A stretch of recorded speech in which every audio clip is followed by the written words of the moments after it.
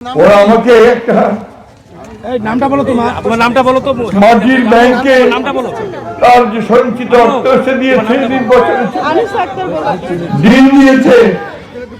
আল্লাহ আমাদের সকলকে কবুল করেন, আর এই মেয়েটার সেই আকুতিকে কবুল করেন, আর আমাদের মামুন সহ আমাদের চারজনের শহীদ আল্লাহ তাআলা তাদেরকে যেন সাজাত দান করেন। আমাদের সকলে আমরা বলি আমিন।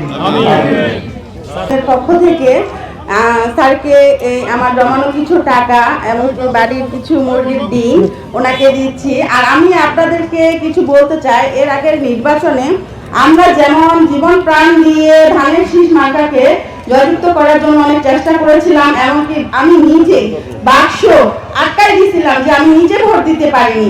এটার জন্য আমি 2 মাস যাবত বাসা থেকে বের হইতে পারিনি।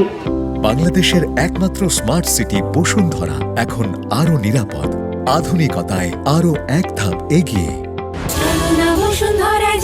কিন্তু এবারও আমরা চাবো যে মা বোন চাচা চাচিদেরকে সকলকেই আমি বলবো, এই ধানের শীষটা যে আছে 12 তারিখ পর্যন্ত আমরা সকলেই পাহারা দিব, বাক্স পাহারা দিব। 12 তারিখের পরে এটার দায়িত্ব নেবেন আলমগীর স্যার এবং তারেক রহমান ইনশাআল্লাহ। অবশ্যই আপনারা সকলে এই ধানের শীষটাকে, এই মূল্যবান ভোটটাকে কেউ নষ্ট করবেন না ইনশাআল্লাহ। আপনাদের কাছে অনুরোধ, আমার ভাই আল মামুন শহীদ উনি হয়েছেন, উনি কিন্তু বিএনপির জন্য অনেক কিছু করেছেন।